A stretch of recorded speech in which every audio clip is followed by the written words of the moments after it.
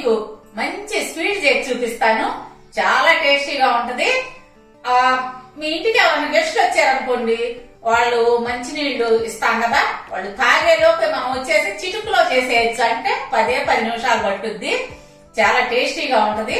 అదేంటో చెప్పమంటారా? గోధుమ పిండి హల్వా అన్నమాట. ఇంతకుముందు మీకు గోధుమ పాలతో, అంటే గోధుమలు నానేసి పాలు తీసి హల్వా చేసి చూపించాను. అది లింక్ ఇస్తాను, మళ్ళా చూడండి.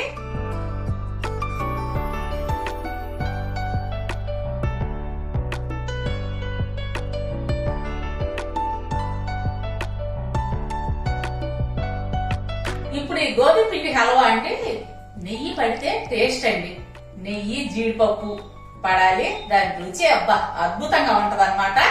నేను ఎలా చేయాలో నేను చెప్పిన విధంగానే, అంటే ఉండలు లేకుండా చేసుకోవాలన్నమాట. కొందరికి కుదరక ఉండలు వస్తాయండి. ఉండలు లేకుండా చేసి చూపిస్తాను. నేను చెప్పిన విధంగా చేసుకోండి. ముందుగా కావాల్సింది పంచదార 1 కప్పు తీసుకున్నాను. మీరే కప్పుతో తీసుకుంటారో అదే కప్పుతో వాటర్ 2 కప్పులు తీసుకోండి. నేను ఈ కప్పుతో పంచదార తీసుకున్నాను. ఇదే కప్పుతో 2 కప్పులు వాటర్ తీసుకున్నాను. మీరు మీ దగ్గర చిన్న కప్పు ఉందనుకోండి, మీరు ఎంత చేయాలనుకుంటారో ఆ కప్పు కొలత పెట్టుకోండి. 1 కప్పే కొలతకన్నమాట. ఇప్పుడు స్టవ్ వెలిగించుకొని మీడియం ఫ్లేమ్ మీద ఈ పంచదార కరగనిద్దాం. పాకం ఏం అవసరం లేదండి, ఊరకాయ కరిగితే చాలు. ఇప్పుడు పంచదార కరిగిపోయింది. స్టవ్ కట్టేసుకుందాం. స్టవ్ వెలిగించి బండి పెట్టుకొని 1 స్పూన్ నెయ్యి వేసి కొంచెం జీడిపప్పు వేయించుకుందాం దోరగా. జీడిపప్పు దోరగా వేగిని ఇవి తీసేసుకుందాం పక్కకి. ఇప్పుడు అదే బండిలో 1/4 కప్పు నెయ్యి, కప్పు అయినా వేసుకోవచ్చు నెయ్యి. నేను 1/4 కప్పు వేస్తున్నాను.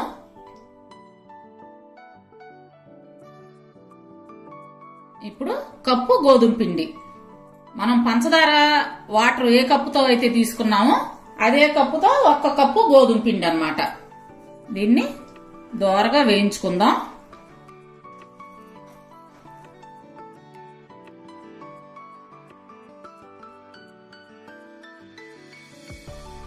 ఇది బాగా బ్రౌన్ కలర్ వచ్చే వరకు వేగనిద్దాం.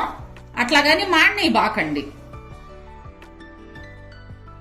మాడనివ్వకుండా మీడియం ఫ్లేమ్ మీద, అంటే సిమ్ మీదే వేయించుకోండి. మీడియం కూడా కాదు, సిమ్ ఉంటుంది కదా, సిమ్ లో పెట్టి వేయించుకోండి.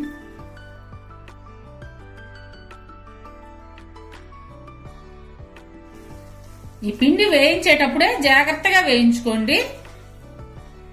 ఎందుకంటే కొంచెం కలర్ మారినా, అంటే ఎక్కువ కలర్ వేగిన హల్వా మాత్రం టేస్ట్ పాడైపోతుంది. జాగ్రత్తగా వేయించుకోండి. ఈ హల్వా కల్లా నెయ్యి, జీడిపప్పు మన ఇష్ట ప్రకారం వేసుకోవచ్చండి. ఎక్కువ వేసుకోవచ్చు, తక్కువ వేసుకోవచ్చు. ఇది కలర్ మారుతుంది. మనకి కమ్మటి వాసన వస్తుంటుందండి. వేగింది, మనకి రెడీ అయింది అనుకోవటానికి, తెలుసుకోవటానికి కమ్మటి వాసన వస్తుంది అన్నమాట. గోధుమ పిండి వేగిన వాసన. ఇప్పుడు వేగిందండి. కలర్ చూడండి, ఈ కలర్ రావాలి. ఈ వేగిన దాంట్లో మనం ఇందాక పాకం తీసుకున్నాం కదా పక్కకి, ఆ పాకాన్ని పోస్తూ కలుపుకోవాలన్నమాట.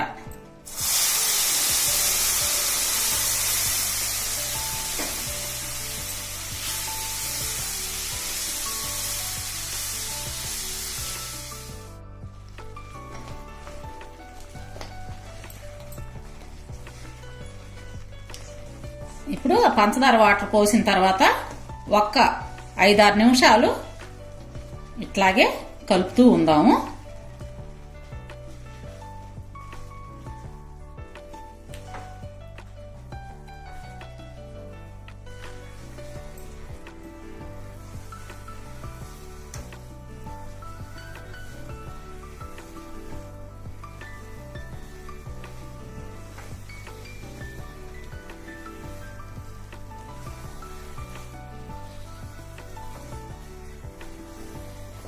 బాగా సిమ్లో పెట్టుకొని కలుపుతూ ఉండండి.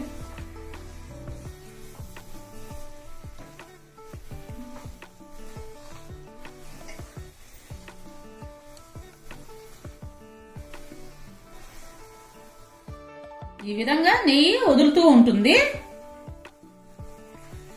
సైడ్లు చూడండి.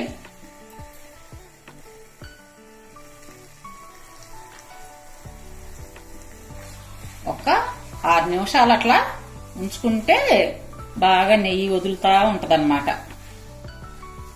అట్లా కలుపుతూ ఉంటే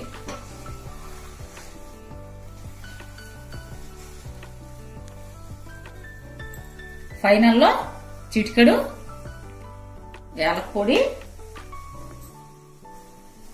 మనం వేయించి పెట్టుకున్న జీడిపప్పు కలిపి 1 నిమిషం అట్లా వేగనిద్దాము.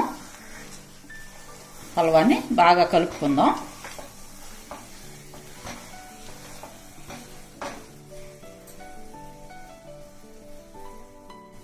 ఇప్పుడు సర్వింగ్ బౌల్లోకి తీసుకుందాం.